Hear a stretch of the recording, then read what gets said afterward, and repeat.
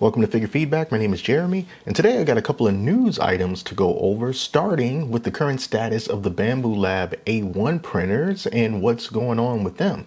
So this new news was brought to us by the official Bambu Lab Instagram page right here on the screen, and it says Bambu Lab A1 is coming back. Lesson learned the hard way. They got a series of photos here that describes what they've done to make this cable more durable. In case you're not familiar with this printer was recalled a couple of months back due to a problem with the cable that's connected to the heated bed that could potentially cause problems like fires. So here's what they did to it. They have a new heat bed cable full travel durability test that they put these through 12 million times. That's pretty darn impressive. Let's see what else they got going on here. They beefed up the cable. It has thinner copper, Kevlar reinforcement, thickened insulation, nylon sleeving, a personal blessing from the God Emperor of mankind, probably, and it also has optimized wire winding. They've shortened the wire winding interval to achieve better bending performance. Just look at these pictures. This is the old wires and the new wires. You see how they are better optimized? Of course. Next photo that they have, which is also the last photo that they have, is a renewed strain relief, extended strain relief with flexible design. You see now the old one is solid, doesn't bend too good, but the new one has gaps in between, which means it can flex better. Awesome.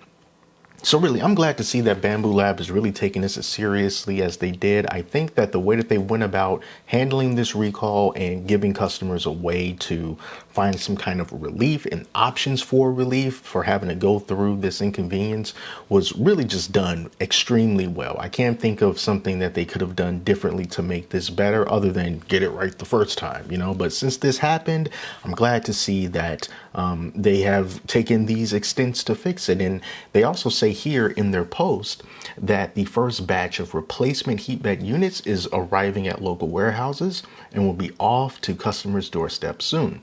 The revised heatbed unit features several updates to ensure durability, and then additionally the A1 will be restocked globally in our official store around the first week of May. So that's next month. Thank you for your patience. The Big Brother in the A1 series is back in full force. I'm sure there's a lot of people that can't wait to get their hands on this printer, whether you had the old version or not. But in the meantime, if you just want to jump into the Bambu Lab ecosystem, they recently dropped the price of the Bambu Lab A1 Mini permanently down to $250. And that essentially makes it one of, if not the best, low-cost, beginner-friendly 3D printer that you can buy on the market right now. So we'll see what happens with that and when that's eventually upgraded, and the A1 when it comes back in May. Now, the next thing we need to talk about is Creality. It appears that maybe they've got a couple of aces up their sleeve.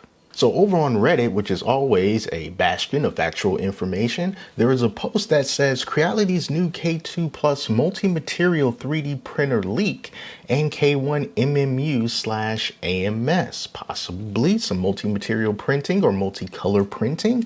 We'll see. So here is a photo of what that printer just may look like, and if we can get a closer look at it, I guess that's as close as we can get. But you can see here it says K2 Plus at the bottom of the build plate, and then the build volume is listed as 350 by 350 by 350. So 350 cube with Creality K2 badging in the upper left hand corner. Scroll a little bit down on this post here, and they say that Creality announced their 10th anniversary event earlier this year, and leading up to it, they released a beta version of their new slicer, version 5.0, which to them looks to be a reskin of Cura and Orca Slicer all rolled into one. So they also said, I assume this was intentional as the printer shown was included in the setup as the K2 Plus, which we just looked at. It seems to be a multi-material printer with the chute at the back for filament changes. I was able to find a higher resolution version of the icon by digging through the application files, and it appears that 350 cube is going to be the build plate size. Now, what we're looking at over here for the K1 Max is there seems to be added settings for a K1 series MMU, which seems to be called the CMS, which they think may mean Creality Material System. Makes sense. From the release date of the beta software, I assume that this is coming on the 9th of April or somewhere around that time. And some other folks down in the comments were talking about how Creality was basically trying to scrap this information from their official subreddits, and that's why this post is on the 3D printing subreddit, where Creality just can't take it down as easily. But this definitely does seem very interesting for the Creality K2 Plus to be a thing, but even more importantly to me is if they actually do have a competitor to Bambu Lab's AMS system. That is something that no one in this space is doing right now, at least not when it comes to selling printers to consumers. One possible exception is what Frozen is doing with its new printer, but that's not out yet. It's not released yet. General public hasn't gotten their hands on it, so we don't know how their multi-color, multi-material system is actually going to work. Only thing that we do know that works very, very well is the Bambu Lab A1 AMS system, and that is something that no one has been able to duplicate up until this point. Bambu Lab has just taken their ball and they ran with it, and everyone has been trying to catch up ever since. They tried to catch up on speed, and even when they got to that point, Bambu Lab still holds the throne because of that AMS system. Now, you can also talk about Prusa, but that's very, very expensive compared to what Bambu Lab is offering. Now, of course, this is all just rumor and speculation at this point until Creality actually makes it official, which hopefully we'll be able to see whether or not this has any kind of viability sometime this month, hopefully within the next week or so. And if and when that happens, I'm definitely going to be sure to tell you about it and all the features that this new printer will supposedly have. But I am curious how some people feel about this, considering that the K1C came out not too long ago. But maybe it won't be that much of a big deal if the K1C and the K1 and the K1 Max can somehow be upgraded to use this multi-material system if it exists.